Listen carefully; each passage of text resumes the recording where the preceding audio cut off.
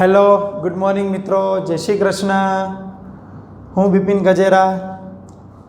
આજે આપણે ચેપ્ટર 2ના ઉદાહરણ તરફ આગળ વધવાનું છે. લાસ્ટ આપણે લેક્ચરમાં થિયરીનો અભ્યાસ કર્યો. હવે એ ટોપિકના રિલેટેડ એક્ઝામ્પલની શરૂઆત આજે આપણે કરીએ છીએ. તો ફરીથી કહું છું, તમારી પાસે ટેક્સ્ટબુક, નોટબુક અને એક કેલ્ક્યુલેટર હોવું જરૂરી છે, જેથી અહીંયા આગળ બધા જ જે પણ પ્રશ્નો હું સોલ્વ કરાવું તેનું કેલ્ક્યુલેશન તમારે જાતે કરી શકાય અને તમે એ દાખલાની તૈયારી કરી શકશો. ચાલો તો હવે વધારે સમય ન લેતા આપણે શરૂઆત કરીએ છીએ ટેક્સ્ટ બુકના ઉદાહરણ 2.1. પણ હું ફરીથી કહું છું, ટેક્સ્ટ બુકના જેટલા એક્ઝામ્પલ છે એ ડિટ્ટો ટુ ડિટ્ટો એક્ઝામ્પલ મેં કરાવતો નથી. મારી પદ્ધતિ અનુસાર મેં ચોપડી જેવા દાખલાને લઈને અહીંયા બોર્ડ પર કેલ્ક્યુલેશન કરીશ. એટલે બેઠા દાખલા ચોપડીના અહીંયા નથી આવવાના, પણ અહીંયા જેટલા દાખલા આવશે એ દાખલાને જો તમે શીખી લેશો તો ટેક્સ્ટ બુકના હરેક એક્ઝામ્પલની અંદર તમે જાતે સોલ્યુશન કરી શકશો. અને અલ્ટિમેટલી મારો એમ એ જ છે કે ટેક્સ્ટ બુકના બધા દાખલા તમે જાતે પ્રયત્ન કરીને શીખો, તૈયાર કરો, જેથી તમને બોર્ડની પરીક્ષામાં જો રકમ ચેન્જ કરીને પૂછાય તો તમારાથી ક્યાંય પ્રોબ્લેમ પડે નહીં. ક્લિયર બેટા? ચલો તો દાખલા નંબર 2.1 ટેક્સ્ટ બુક જેવો જ એક પ્રશ્ન હું રકમ અત્યારે રીડ કરું છું. જુઓ, સાંભળો. એક બિંદુ P 2 માઇક્રોકુલમ વિદ્યુતભારથી 40 મીટર અને 4 માઇક્રોકુલમ વિદ્યુતભારથી 20 મીટર દૂર છે. ચલો બધા ધ્યાન આપે. એક બિંદુ P 2 માઇક્રોકુલમ વિદ્યુતભારથી 40 મીટર દૂર. ચાલો બધા સ્ક્રીન પર ધ્યાન આપી દેજો. બિંદુ P એટલે લોકેશન પોઈન્ટ છે, જે 2 માઇક્રોકુલમ વિદ્યુતભાર, મેં અત્યારે જુઓ એક રેખા પર વિદ્યુતભારો ગોઠવેલા છે. હવે આ વિદ્યુતભારથી બિંદુ P 40 મીટર અને આ વિદ્યુતભારથી 20 મીટર પર છે. માહિતી અનુસાર ફરીથી બોલું છું, 2 માઇક્રોકુલમથી 40, 4 માઇક્રોકુલમથી 20 મીટર. તો સ્વાભાવિક છે કે બિંદુ આ તરફ હોવું જોઈએ, ધારો કે B. તો આ બાજુનું ડિસ્ટન્સ જે છે 20 મીટર અને આ બાજુથી ટોટલ ડિસ્ટન્સ જે છે 40 મીટર. સમજો છો? 2 માઇક્રોકુલમથી 40 અને 4 માઇક્રોકુલમથી 20. તો પ્રશ્ન એ છે કે P બિંદુ આગળનું વિદ્યુત સ્થિતિમાન ગણો. સવાલ બેટા એ છે, આ P બિંદુ પાસેનું વિદ્યુત સ્થિતિમાન કેટલું હશે? ક્લિયર? ચલો ધ્યાન આપી દો, આપણે એની કેલ્ક્યુલેશન કરીએ. દીકરા, વિદ્યુત સ્થિતિમાન અને આપણને આપેલા છે તે બિંદુવત વિદ્યુત ભારો. તો યાદ કરો, બિંદુવત વિદ્યુત ભાર દ્વારા ઉદ્ભવતા વિદ્યુત સ્થિતિમાનનું સમીકરણ. યસ, બધાને યાદ હશે. સમીકરણ ખૂબ જ આસાન, KQ/R. ક્લિયર? R² ના થાય, નહીતર વિદ્યુત ક્ષેત્ર બનશે. આ છે વિદ્યુત સ્થિતિમાન, સો KQ/R. તો દીકરા, આ વિદ્યુત સ્થિતિમાન આપણે બંને વિદ્યુત ભારો દ્વારા અહીંયા મેળવવાનું છે. ચલો તો આપણે બંનેની ગણતરી અહીંયા સોલ્વ કરીએ. તો પહેલાં 2 માઇક્રોકુલમથી આપણે ગણીએ. આને નામ આપી દઈએ છીએ Q1, આને આપણે નામ આપી દઈએ છીએ Q2. ચલો 1 દ્વારા બોલો. આપેલા Q1 વિદ્યુતભાર દ્વારા P પાસે શું વિદ્યુત સ્થિતિમાન? બોલો. V1 ઓફ P 1 છે પહેલો વિદ્યુતભાર. સમીકરણ KQ1/R1. R1 એટલે પહેલા વિદ્યુતભાર માટે ડિસ્ટન્સ 40 મીટર. સમજાય છે ને? પ્લીઝ ભૂલ નહીં કરતા. ઓકે, ચલો હવે આ કેલ્ક્યુલેશન હું તમારા પર રાખીશ. અરે આવડે ને કે Q1 2 માઇક્રોની કિંમત 10 - 6/R1 40 મીટર SI જ છે, એટલે કોઈ ચેન્જ નથી કરવાનું. ચલો આ ફર્સ્ટ. હવે 2 દ્વારા P પાસે, એ જ રીતે Q2 વિદ્યુતભાર દ્વારા P પાસે, ચાલો શું ગણવાના છો? વિદ્યુત સ્થિતિમાન. એટલે V2 ઓફ P ઇક્વેશન બોલો, KQ2/R2. અગેઇન બોલું છું, રિપીટ, કે કિંમત આવડે છે 9 × 10⁹ Q2 4 માઇક્રો પાછું મૂકવાનું છે 10⁻6 R2 20 મીટરનું ડિસ્ટન્સ છે. બસ આ મૂકો એટલે વિદ્યુત સ્થિતિમાન તૈયાર. પણ આપણો મેઇન સવાલ આ નથી. આપણો મેઇન સવાલ એ છે P પાસેનું કુલ વિદ્યુત સ્થિતિમાન. અરે તો ખૂબ સરળ છે, યાદ કરો તો વિદ્યુત સ્થિતિમાન અદિશ રાશિ. અદિશ રાશિમાં તમારે કોઈ વેક્ટર જોવાના નથી, પરિણામ સિમ્પલી સરવાળો કરીને તમારે કાઢવાનો છે. ચલો તો આ બંનેનો સરવાળો કરી દો. બોલો, આમ પી બિંદુ પાસે પરિણામી વિદ્યુત સ્થિતિમાન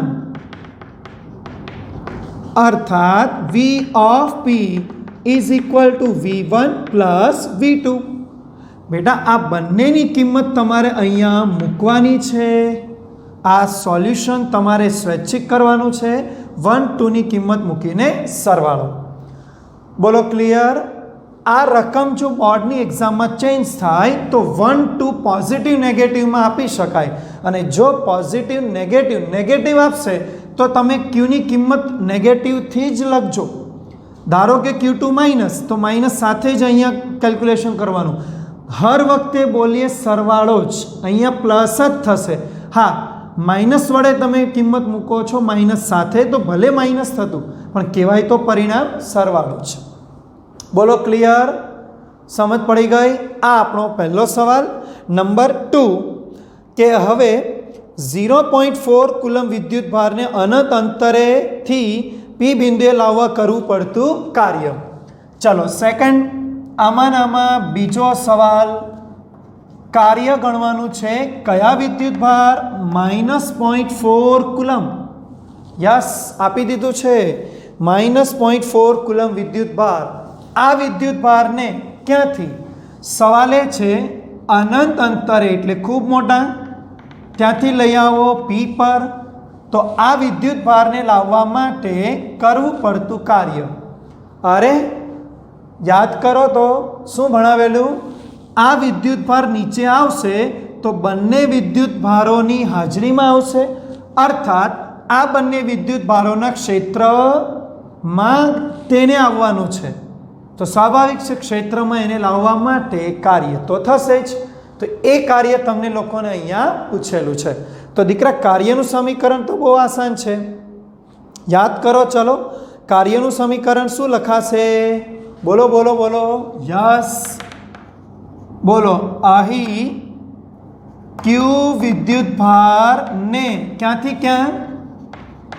અનંત અંતરેથી P પાસે લાવવા કરવું પડતું કાર્ય એટલે W. દીકરા યાદ છે ને? W બરાબર ΔVQ. તમે બે બિંદુઓ વચ્ચેનું ટ્રાન્સફર એટલે સ્થાનાંતર કરો છો વિદ્યુત ભારને, તો મારે લખવું પડે ΔVQ. હા, ΔVની કિંમત લખીએ તો V અંતિમ એટલે P માઇનસ પ્રારંભિક એટલે infinite into Q.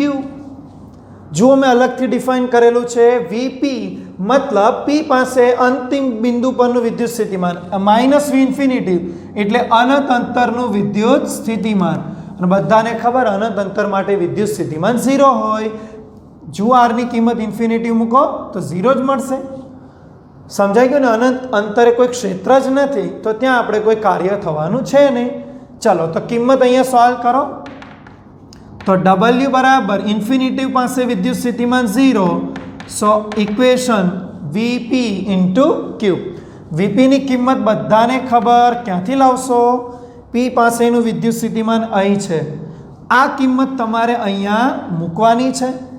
Into Q, કયો વિદ્યુત ભાર ટ્રાન્સફર થાય છે? -0.4. બસ તો માઇનસ સાથે જ લખજો. સમજાય છે? બોલો, તો આ કિંમત તમે અહીંયા આગળ સોલ્વ કરશો તો તમને અહીંયા આગળ આ કાર્ય તમને મળી જશે. બોલો, સમજાઈ ગયું? અચ્છા, અહીંયા બેટા વિદ્યુત ભારની કિંમત થોડી ચેન્જ છે. હા, 2 × 10⁻⁹. ઓકે, આ વિદ્યુત ભાર લેવાનો છે 2 × 10⁻⁹. આ વિદ્યુતભારને તમારે અનંતથી પી પર લાવવા માટે કરવું પડતું કાર્ય. તો હવે વીપી એટલે આપણું પી પાસેનું વિદ્યુત સ્થિતિમાન, ક્યુ એટલે જે વિદ્યુતભાર લાવો છો તે, એને તમે કાર્ય ગણો.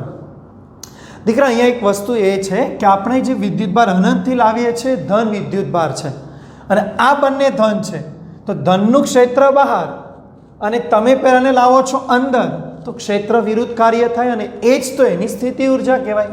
એટલે વાસ્તવમાં આ જે કાર્ય છે ને એ આ લાવેલા વિદ્યુતભારની આ બિંદુ પાસેની સ્થિતિ ઉર્જા બને. બોલો ક્લિયર? તો આવી રીતે ટેક્સ્ટબુકનું પ્રથમ એક્ઝામ્પલ તમે હવે ગણી શકશો. ક્લિયર? ચાલો લખી દો આટલું. ચાલો આવો very most IMP example number 2.2. Clear બેટા? ચલો રકમ પર પાછા ધ્યાન આપો.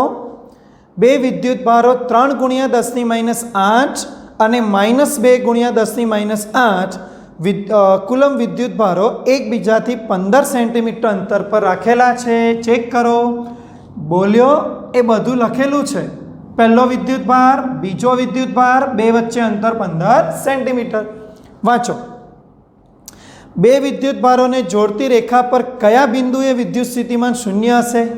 ચાલો આ બંનેને જોડતી રેખા યસ છે ને, તો કયા બિંદુઓએ વિદ્યુત સ્થિતિમાન શૂન્ય હશે? અને અનંત અંતરનું વિદ્યુત સ્થિતિમાન શૂન્ય. અનંત અંતર માટે તમારે ફરીથી કહેવામાં આવ્યું છે 0 વેલ્યુ, જે આપણને ઓલરેડી ખબર છે.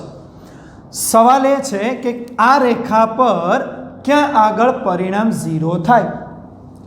જો બેટા એક વસ્તુ માઇન્ડમાં પહેલાં બેસાડો, વિદ્યુત સ્થિતિમાન અદિશ રાશિ છે. કેવી? અદિશ. અદિશ 0 ક્યારે થાય? જ્યારે તેના મૂલ્યો એક ધન હોય, બીજો ઋણ હોય. અર્થાત એવું બોલો, એક વિદ્યુતભાર ધન અને બીજો ઋણ હોય તો અને તો જ વિદ્યુત સ્થિતિમાન 0 થવાના ચાન્સ બને. સમજ પડી ગઈ? આપણે વિદ્યુત સ્થિતિમાનને સદિશની જેમ તો ટ્રીટ નહીં કરી શકીએ, કારણ કે તો અદિશ રાશિ છે. નહીંતર આપણે વેક્ટરથી એને સમજીએ, પણ આમાં વેક્ટરથી નહીં સમજાય. એટલે આના મૂલ્યો જો માઇનસ પ્લસ થાય તો 0 બનવાના ચાન્સ છે. ક્લિયર? તો બોલો આમાં કઈ જગ્યા પર વિદ્યુત સ્થિતિમાન 0 બનશે? તો હું તમને અહીંયા આગળ એક વાત પહેલાં ક્લિયર કરી આપું. આપેલા બંનેમાંથી કયો વિદ્યુતભાર મોટો છે, કયો નાનો છે? તો તમે લોકો ધ્યાનથી તપાસો. આ વિદ્યુતભાર મોટો છે, આ વિદ્યુતભાર મૂલ્ય નાનું છે. માઇનસ નહીં, એ તો પ્રકાર છે, નેગેટિવ ચાર્જ. પણ મૂલ્યની દ્રષ્ટિએ આ નાનો છે, આ પ્લસ છે, મોટો છે. સમજાય છે? એક વાત માઇન્ડમાં બેસાડી દો. આપણે એક સામાન્ય લોજિક છે કે જેની પાસે મૂડી ઓછી છે એને દૂર સુધી પહોંચવું, દૂર સુધી બહુ ડિફિકલ્ટ પડશે. જેની પાસે ઓછી મૂડી છે એને દૂર પહોંચવું થોડું ડિફિકલ્ટ છે. સમજાય છે? તો હવે શું કરવું જોઈએ? તો જેની પાસે મૂડી ઓછી છે એને નજીકમાં રહેવું જોઈએ અને જેની મૂડી વધુ છે એનાથી દૂર રહેવું જોઈએ. કંઈ સમજાય છે? જેની મૂડી ઓછી છે એના નજીક રહેવું જોઈએ, જેની મૂડી વધારે છે એનાથી દૂર રહેવું જોઈએ. મતલબ આ બાજુના બિંદુ પાસે વિદ્યુત સ્થિતિમાન શૂન્ય બનશે. આ લોજિક યાદ રાખો. બીજું, તમે આવું તો અહીંયા પણ વિચારી શકો, આ બાજુ વિદ્યુતભાર માટે અંદરની બાજુ, તો પાછું એ જ બોલો, જેની મૂડી ઓછી છે એ વિદ્યુતભાર માટે નજીક અને મૂડી વધારે છે એનાથી દૂર. એટલે આ બિંદુ લઈ લો સેકન્ડ, આ ફર્સ્ટ. બોલો સમજાયું? તમને એક વસ્તુ વિચારશો ને તો પોસિબિલિટી કેટલી ખબર? 0 થવાની. યા તો રાઈટ સાઈડ, યા તો બિટવીન, વચ્ચે, યા તો લેફ્ટ સાઈડ. પણ લેફ્ટ સાઈડ પોસિબલ નથી. શું કામ? પહેલાં જ કીધું, આ વિદ્યુતભાર મૂડી વધારે છે તો એની નજીક એ તો પહોંચવાનો છે, પણ પહેલાંને તકલીફ પડી જાય, આની માત્રા ત્યાં આગળ તકલીફ પડી જાય. એટલા માટે કહેવત બનાવેલી છે, ઓછાની નજીક, વધારેથી દૂર. આ બિંદુ આગળ આપણને તટસ્થ બિંદુ મળે. તટસ્થ એટલે જ્યાં પરિણામ માત્રા 0 બને. એટલે આ આપણું ફર્સ્ટ તટસ્થ બિંદુ છે, ન્યુટ્રલ પોઈન્ટ અથવા નલ પોઈન્ટ. આ સેકન્ડ તટસ્થ બિંદુ. બોલો સમજાય છે? ચલો તો ક્યાં છે ગણવાનું છે. તો આપણે ધારી લો, ફિલહાલ આના માટે ધારી લો તો આના માટે ધારો કે x અંતરે, કોનાથી? Q2 થી x અંતરે બિંદુ પહેલું, જ્યાં આગળ વિદ્યુત સ્થિતિમાન 0 છે. ચાલો હું અહીંયા પહેલાં સમજાવી આપું પોઈન્ટ. આકૃતિમાં દર્શાવેલા વિદ્યુત ભારોના તંત્રમાં, આ તંત્ર છે વિદ્યુત ભારો, હા ને? તંત્રમાં બોલો પરિણામ વિદ્યુત તંત્રમાં પરિણામ વિદ્યુત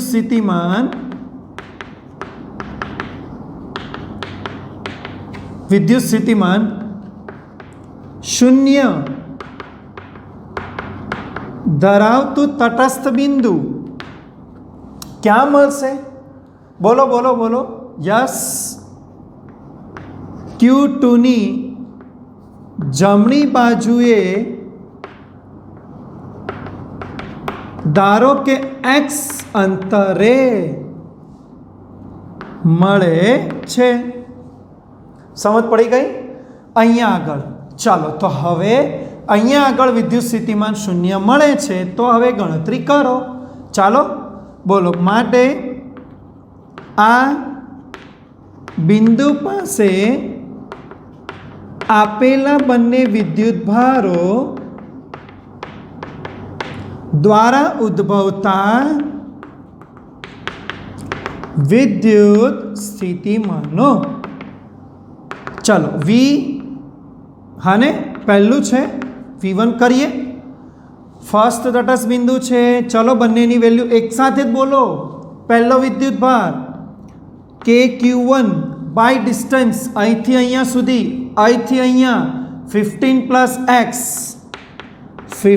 પ્લસ x. ક્લિયર છે ને?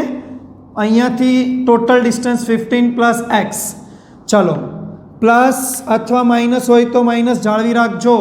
2 માઇનસ છે, don't worry. KQ2 by x. આ ડિસ્ટન્સ અહીંયાથી x જેટલું છે, તો x. ચલો આ વિદ્યુત સ્થિતિમાન તો 0 કીધું છે, તો વેલ્યુ મૂકો 0. બોલો કોમન? Yes, K common. તો Q1 by 15 plus x minus Q2 by x. બહુ સિમ્પલ છે. K કોમન, રિમેઇનિંગ વેલ્યુ અહીંયા આગળ બ્રેકેટમાં મૂકેલી છે. બોલો આ K ડિવાઈડમાં જશે એટલે 0. આ માઇનસને આ બાજુ કન્વર્ટ કરો તો આપણે લખીએ Q2 by x is equal to Q1 by 15 plus x. ચલો Q2 ની વેલ્યુ બોલો 2. દીકરા માઇનસ વપરાઈ ગયેલું છે, પ્લીઝ અગેન માઇનસ રિપીટ નહીં કરતા. તો Q2 ની value 2 into 10 minus 8 by x is equal to Q1 બોલો 3 10 minus 8 divide 15 plus x. બોલો પાવર કેન્સલ, ઘાત કેન્સલ, ક્રોસ મલ્ટીપ્લાય, આ બંને અહીંયા મલ્ટીપ્લાય, તો 15 2 30 પ્લસ x2 યાની 2x, અહીંયા મલ્ટીપ્લાય 3x. બોલો ક્લિયર? હવે આ 2x આ બાજુ કન્વર્ટ થતાં x is equal two 30 centimetre. મેં સેન્ટીમીટર યુનિટ જાળવી રાખેલો છે અહીંયા 15 પરથી. બોલો સમજાયું? તમે એક વાત જો ખબર પડી હોય તો એકચ્યુઅલીમાં આ 30 સેન્ટીમીટર x Q2 થી ધારેલું છે, એટલે આ 30 સેમી Q2 થી છે. પણ Q1 થી જો વિચારવામાં આવે તો 15 પ્લસ થશે, એટલે અહીંયા 15 પ્લસ કરો તો 45. એટલે આપણે અહીંયા સેન્ટેન્સ ફરજિયાત લખવાનું, ફરજિયાત લખજો. આમ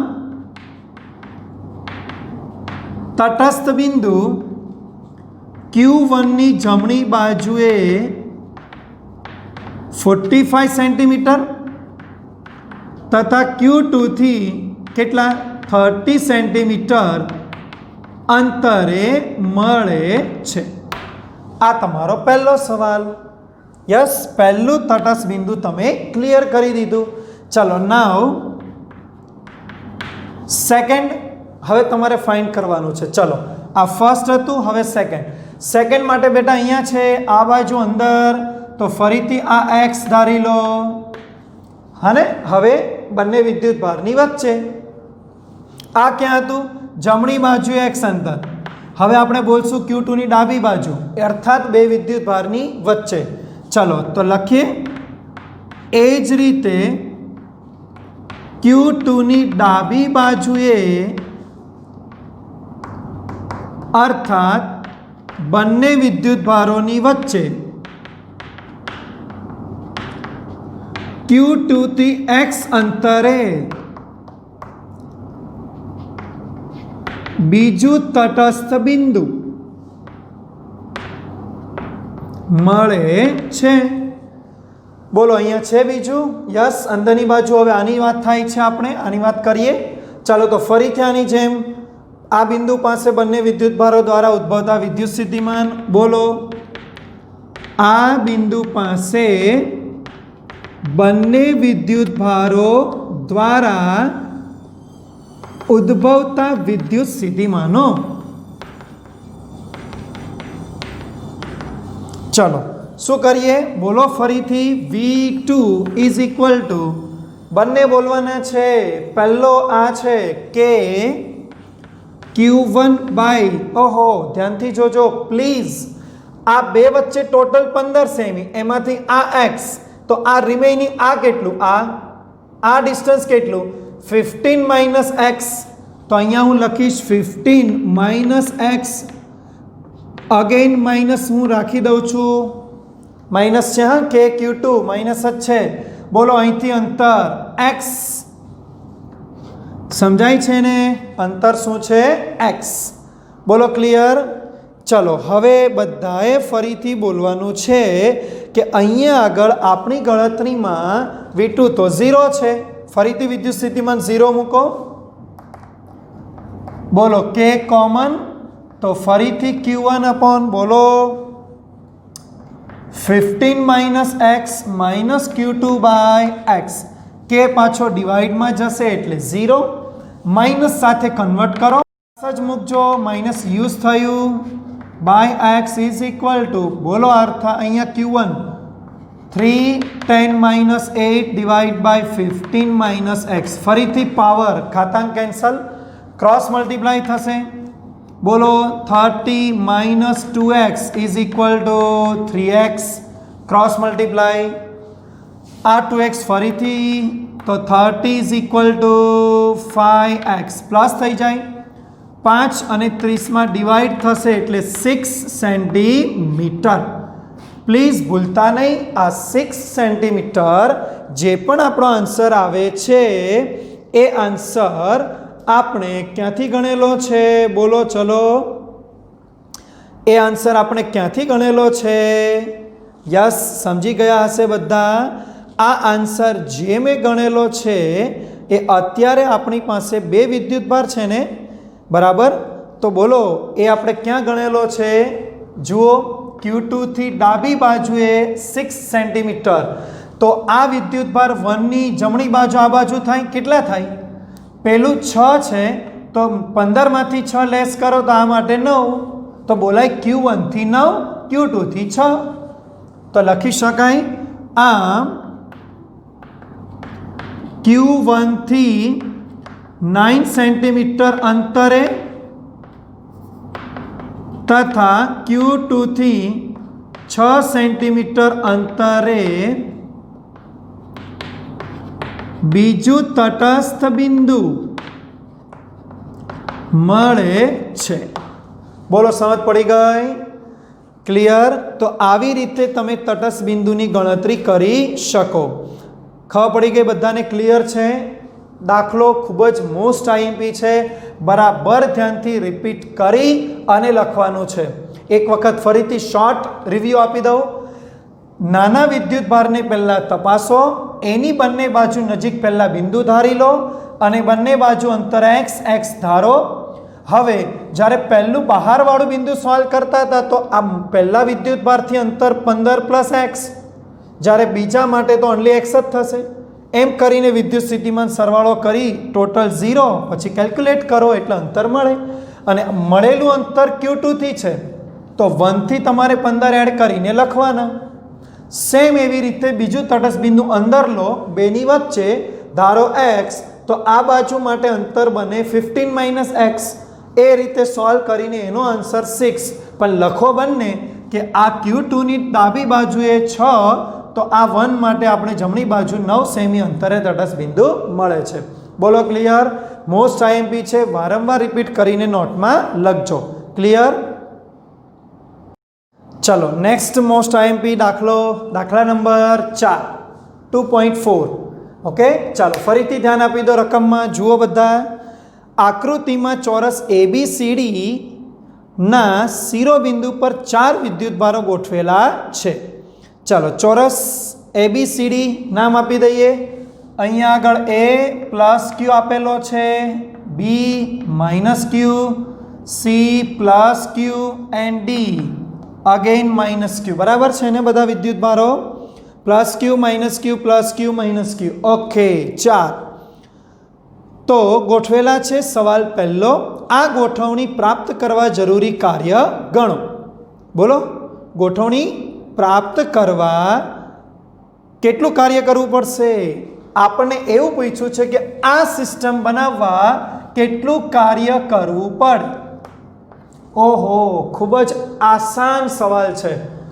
ચોરસ તંત્ર બનાવવા કેટલું કાર્ય કરવું પડે? બોલો, સમજાયું? ચલો, સાઈડ ડિસ્ટન્સ નથી આપ્યું ચોરસમાં, આપણે ધારી લઈએ D. ચોરસમાં બધી બાજુ સરખી. ક્લિયર? હવે બેટા હું તમને એક મસ્ત પદ્ધતિ સમજાવું, એમ જ દાખલો સોલ્વ કરજો, બહુ આસાન પડશે. આ 4 વિદ્યુતભારો શરૂઆતમાં ભૂલી જાઓ, અહીંયા છે એવું ભૂલી જાઓ, ભૂલો, અહીંયા છે. તમારે સ્ટાર્ટિંગમાં બધા એવું જ માનવાનું છે કે અહીંયા આ ચોરસ પર કોઈ જ વિદ્યુતભાર નથી. આપણે 1 બાય 1 વિદ્યુતભારને ત્યાં લાવવાના છે અને કાર્ય ગણતા જશું. ચલો, તો ફર્સ્ટ એ બિંદુ પાસે +Q વિદ્યુતભાર લાવવો છે. તો બોલો આ માટે કેટલું કાર્ય કરવું પડે? બોલો, આપણે કાર્યની થિયરી શું ભણેલા કે પહેલાં કોઈ વિદ્યુતભાર આપણે જે લઈ જવો છે એની પહેલાં કોઈ વિદ્યુતભાર ત્યાં હોય જે ક્ષેત્ર રચે અને એની અગેન્સ્ટમાં આપણે આ વિદ્યુતભાર લાવીએ ને એનું કાર્ય ગણવાનું. તો આપણે વાત કરીએ છીએ એ પરના વિદ્યુતભારને લાવવાની, તો એની પહેલાં કોણ? કોઈ નહીં. મતલબ કે પહેલો વિદ્યુતભાર તો ફ્રીમાં આવશે, કેમ કે એની એડવાન્સ કોઈ હજુ આવેલો નથી, તો આપણે એની અગેન્સ્ટ મતલબ એના ક્ષેત્ર અગેન્સ્ટ કોઈ કાર્ય થવાનું નથી. તો અહીંયા આગળનું પહેલા વિદ્યુતભાર લાવવા માટે કાર્ય 0 બનશે. ચાલો લખી દઈએ. આકૃતિમાં દર્શાવેલ ચોરસ તંત્રમાં એ બિંદુ પાસે +Q વિદ્યુતભાર ને લાવવા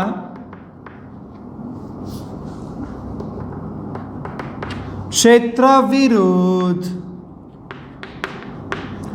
કોઈ કાર્ય કરવું પડતું નથી. કારણ શું બતાવશો? કારણ કે તેના પહેલા કોઈ વિદ્યુતભાર તંત્રમાં હાજર નથી. તો પછી કાર્ય કરવાનું થતું પણ નથી. ચલો, માટે W1 ફર્સ્ટ કાર્ય 0, કોઈ કાર્ય નથી કરવાનું, મફતમાં જ આવ્યા. ચલો, નાવ સેકન્ડ. બોલો, સેકન્ડ કોને લાવશો? બચ્ચાઓ, સેકન્ડ આપણે 2B પર લાવવાનો બીજો વિદ્યુતભાર. તો હવે પેલું વાત વિચારો, એની એડવાન્સમાં કોણ આવ્યો? A પર +Q. તો હવે A + Q આવીને શું કરે? એ થોડી કંઈ ફ્રી બેઠો રહે. એ શું કરશે? આવીને સીધું બહાર વિદ્યુત ક્ષેત્રની રચના કરશે. પોઝિટિવ છે ને, એટલે વિદ્યુત ક્ષેત્ર બહાર રચે. તો આપણે આને એની અગેન્સ્ટમાં લાવવાનો થશે. તો હવે કાર્ય આપણે ગણી શકશું. ચલો તો હવે બી બિંદુ પર -q વિદ્યુતભાર ને લાવવા તેને એ પરના +q વિદ્યુતભાર ના વિદ્યુત ક્ષેત્ર ની વિરુદ્ધમાં લાવવા કરવું પડતું કાર્ય. સમજાય છે મારી વાત? ચલો તો હવે આપણે કાર્ય લાવી શકશું. બોલો કાર્યનું સમીકરણ શું છે? બોલો W2 સેકન્ડ કાર્યનું સમીકરણ શું ભણાયું? યસ, ડેલ્ટા વી ક્યુ પણ ડેલ્ટામાં ખબર છે અનંત અંતર એક બિંદુ ગણાય જે વિદ્યુત સ્થિતિમાન 0 એટલે સિમ્પલી બધા બોલો VQ, સિમ્પલી VQ. પણ કયો V છે એ સમજો. તમે જેના ક્ષેત્રમાં આવો છો એના દ્વારા આ જે બિંદુ પર ગણવાના છો ત્યાં આગળનું વિદ્યુત સ્થિતિમાન. આપણે એના ક્ષેત્રમાં આવીએ છીએ ને તો અહીંયા બિંદુ પાસે વિદ્યુત સ્થિતિમાન ગણવું પડે. તો આપણે અહીંયા V ની કિંમત શું લખશું? આ બિંદુવત +q દ્વારા. બોલો તો K Q, બોલો અંતર કેટલું? D × -q. કેમાં -q? કારણ કે જે વિદ્યુતભાર લાવો છો એ લખવાનું ને, તો હું તો -q લાવું છું. તો મારે શું લખવું જોઈએ? જે વિદ્યુતભાર લાવો છો એને નિશાની સાથે લખવો જોઈએ. એટલે -q. તો મને આ આન્સર શું મળશે? -kq²/d. Bus that's it. લો થઈ ગયું કાર્ય. સમજાઈ ગયું? ફરીથી બોલું છું, વિદ્યુત સ્થિતિમાન પ્રથમ વિદ્યુતભાર દ્વારા મળતું અહીંયા એ કિંમત kq/d ઇન્ટુ જે વિદ્યુતભાર સ્થાન ત્યાં બનાવો છો -q લાવો છો ને, સો -q મલ્ટીપ્લાય -kq²/d. ચલો નાવ ત્રીજો વિદ્યુતભાર આવશે. બોલો ત્રીજો વિદ્યુતભાર C પર +q લાવવાનો છે. તો આ વખતે કોણ હવે એડવાન્સ આવી ગયા? B ને A. તો હવે એના ક્ષેત્રમાં તેને લાવવાનો, બીના ક્ષેત્રમાં પણ લાવવાનો. તો હવે બંને ક્ષેત્ર વિરુદ્ધ કાર્ય ગણાશે. તો હવે આપણે થર્ડ વેલ્યુ શું ગણીશું? હવે C બિંદુ પર +q વિદ્યુતભાર, જો અહીંયા પ્લસ લાવવાની વાત છે, ને લાવવા તેને A અને B પરના વિદ્યુતભારો વડે ઉદ્ભવતા વિદ્યુત ક્ષેત્રો ની હાજરીમાં આવવા કરવું પડતું કાર્ય એટલે W3. હવે થર્ડ આપણે કાર્ય ગણીશું. ચલો બંને 1 બાય 1, કોઈ ટેન્શન નહીં. આ ફોર્મેટ વાપરો. વિદ્યુત સ્થિતિમાન લખો પહેલા. ચલો તો એના અંડરમાં આવવાનું ને, તો એ દ્વારા લખો કે Q પ્લસ છે ડિવાઈડ બાય ડિસ્ટન્સ. તો એનાથી આ ડિસ્ટન્સ તો બધાને આવડે છે, આ કર્ણ થશે એટલે √2d. પાયથાગોરસ પ્રમેય વાપરીએ તો ડિસ્ટન્સ કેટલું? √2d. સમજાયું મારી વાત? આવડે ને પાયથાગોરસ પ્રમેય? બે બાજુના વર્ગોનો સરવાળો કર્ણથી મળશે આ √2d. ઓકે ચલો હવે આ વિદ્યુત સ્થિતિમાન થયું? અરે સમજાય છે? થયું ને વિદ્યુત સ્થિતિમાન? ચલો હવે આ વિદ્યુતભાર દ્વારા વિદ્યુત સ્થિતિમાન તે તો માઇનસ છે, ડોન્ટ વરી માઇનસ રાખજો. -kq અને અપોન ડિસ્ટન્સ તો આ બાજુ d. શું લખ્યું? અરે મેં તો વિદ્યુત સ્થિતિમાન લખ્યું, ટોટલ વિદ્યુત સ્થિતિમાન એના અંડરમાં બીના અંડરમાં. હવે ઇન્ટુ ક્યુ એટલે જેને લાવો છો તો ઇન્ટુ, હું +q લાવું છું તો લખીશ +q. અરે કેટલું આસાન છે પાછું બોલો. A દ્વારા વિદ્યુત સ્થિતિમાન, B દ્વારા વિદ્યુત સ્થિતિમાન, ટોટલ વિદ્યુત સ્થિતિમાન ઇન્ટુ ક્યુ જેને લાવો છો. ચલો આને સોલ્વ કરો. તો W3 ઇઝ ઇક્વલ ટુ શું લખાશે? આ ક્યુ અંદર આવવા દો તો kq²/√2d -kq²/d. યસ, આ આપણને ત્રીજું કાર્ય મળી ગયું. સમજાય છે?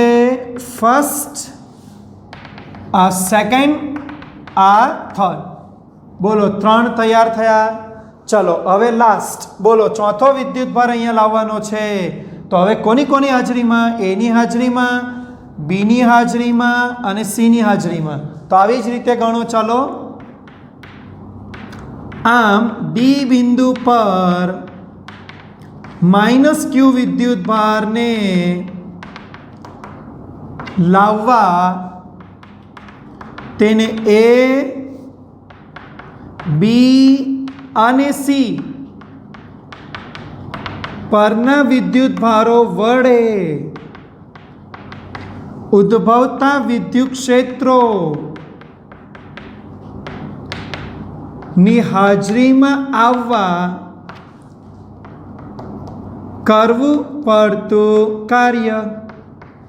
બોલો તો W4 ઇઝ ઇક્વલ ટુ પહેલા બોલો ટોટલ વિદ્યુત સ્થિતિમાન. ચલો ટોટલ વિદ્યુત સ્થિતિમાન એ દ્વારા બોલો એ દ્વારા K plus Q upon D. Clear. ચલો બી દ્વારા માઇનસ છે, કંઈ વાંધો નહીં, માઇનસ રાખો. માઇનસ KQ ડિસ્ટન્સ કર્ણ બને, √2D કર્ણ બને. સી દ્વારા બોલો પ્લસ KQ અપોન ડી થાય ને અંતર ડી, અને માઇનસ લાવો છો તો ઇન્ટુ -Q જે લાવીએ છે લખવાનું. બોલો ક્લિયર. ચલો આ Q ને અંદર મલ્ટીપ્લાયમાં આવવા દો તો W4 is equal two K, અહીંયા પેલો Q આવે એટલે માઇનસ KQ² અપોન ડી. આ માઇનસ થયું. ચલો આ માઇનસ છે ને માઇનસ આવે એટલે પ્લસ KQ² બાય √2D. આ પ્લસ છે, માઇનસ મલ્ટીપ્લાય એટલે માઇનસ KQ² અપોન ડી. બોલો ક્લિયર. ઓર થોડું એને ભેગું કરવું હોય તો કરાય. માઇનસ માઇનસ સેમ છે તો માઇનસ જો આ minus KQ² by d minus KQ એટલે -2KQ² upon d plus simply KQ² by √2D. બોલો તૈયાર. 4 સમજાઈ ગયું. ચલો આપણો સવાલ શું છે બેટા? આપણો પ્રશ્ન શું પૂછ્યો છે? આપણે તો ટોટલ કાર્ય ગણવાનું, તો બધાનો શું કરી દઈએ? યસ, સરવાળો કરી દઈએ ટોટલ. બોલો આમ ચોરસ તંત્રની રચનામાં થતું કાર્ય, કુલ કાર્ય. Okay, W1 + 2 + 3 + 4. નાવ ચલો W1 તો 0 છે. ઓકે, 2 ની કિંમત યસ છે માઇનસ બોલો KQ² અપોન ડી. 2 ની કિંમત બોલો KQ² upon √2D minus KQ² upon D. હરે ચલો 4 ની કિંમત આ છે, હું નીચે લખું છું -2 KQ² upon d plus KQ² upon √2D. ચલો બધું જ ક્લિયર છે બેટા. √2 વાળા બે સ્ટેપ છે તેને ટ્વાઇસ કરી દો અને -D વાળા જુઓ. જો આ 2 છે, આ 1 છે, આ 1 છે, તો બધાને ભેગા કરશો શું લખાશે? -4 KQ² અપોન ડી. ચેક કરો. જો આ -1 KQ² બાય ડી -1 KQ એટલે -2, આ -2 એટલે -4 KQ² બાય ડી પ્લસ આ બંને જુઓ સેમ છે એટલે 2 ટાઈમ્સ KQ² બાય √2D. બોલો આટલે સુધી ક્લિયર. હવે કોઈ કોમન આવે છે? બોલો કોઈ કિંમત આપણે અહીંયા કોમન કરીશું તો આપણો આન્સર શું આવશે? બોલો તો અહીંયા કોમન કરતા W is equal two common બોલો KQ². જો આ √2 કેન્સલ, હા ને, KQ² by D common, plus વાળું પહેલાં રાખો તો અહીંયા √2 પ્લસ અને આ 4 માઇનસમાં જશે એટલે -4. લો આ મળી ગયું આપણને ચોરસ તંત્રની રચના કરવા માટે કરવું પડતું કાર્ય. આટલા જૂલ થશે. બોલો સમજ પડી ગઈ? રેડી? તો આ હતું કુલ કાર્ય એક ચોરસ તંત્રની રચના કરવા માટે. બેટા આ સવાલનો આન્સર આવી રીતે બી લખાય. આ માઇનસ કોમન કરી દો તો -KQ² બાય ડી અંદર બ્રેકેટમાં યસ અલ્ટરનેટ થઈ જશે 4 માઇનસ રૂટ 2, 4 માઇનસ રૂટ 2. બોલો સમજાઈ ગયું? તો આવી રીતે તમે ચોરસ તંત્રનું કાર્ય ગણી શકો. ક્લિયર? હવે આમાં ઓર એક પ્રશ્ન પૂછ્યો છે કે જો આ 4 વિદ્યુત ભારોને તે શિરોબિંદુ પર જકડી રાખો અને કોઈ Q0 ને કેન્દ્ર પર લાવવામાં આવે તો વધારાનું કેટલું કાર્ય કરવું પડે? બોલો.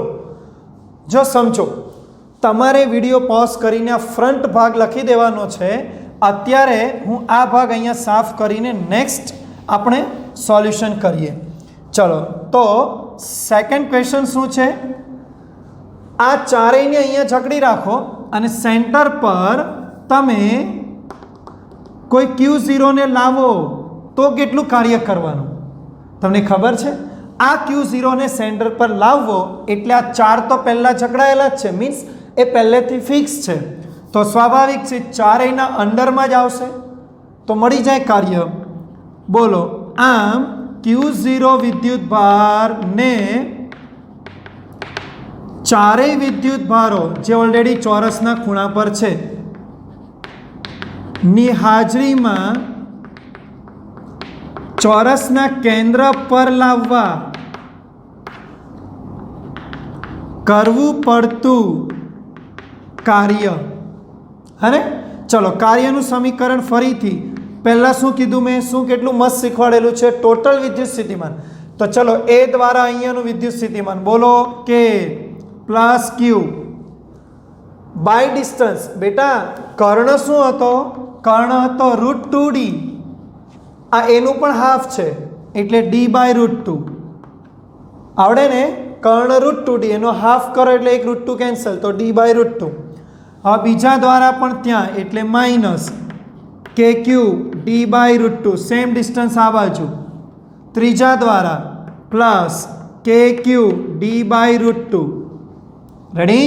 Same distance. ચોથા દ્વારા same distance minus KQ by d by √2. બોલો ક્લિયર? સમજાઈ ગયું? આ ટોટલ વિદ્યુત સ્થિતિમાન ઇન્ટુ Q0. શું કામ Q0? જેને લાવો છો વિદ્યુતભાર મલ્ટીપ્લાયમાં રહેશે. ચલો સોલ્વ કરો તો ચેક કરો, બધા કેન્સલ, પ્લસ માઇનસ. તો ટોટલ વિદ્યુત સ્થિતિમાન 0 અર્થાત કાર્ય 0. મતલબ એવો થાય કે આ પાંચમા વિદ્યુત ભારને કેન્દ્ર પર ગોઠવવા આ ચોરસ તંત્રમાં કોઈ કાર્ય કરવું પડતું નથી. કારણ કે ખરેખર વાસ્તવમાં શું થાય ખબર?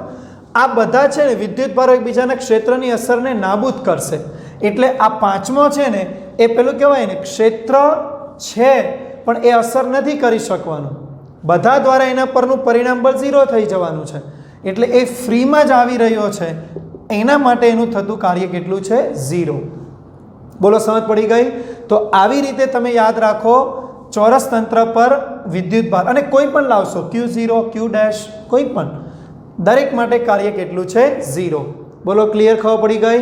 તો આજનું હોમવર્ક તમારું આટલું છે. તમે દાખલાને વ્યવસ્થિત વિડીયો પોઝ કરીને કમ્પ્લીટ રાઇટ ડાઉન કરો, પ્રિપેરેશન કરો. બંને મોસ્ટ એક્ઝામ્પલ છે આ અને એની આગળ જે આપણે જોયો તે. ક્લિયર? Thank you.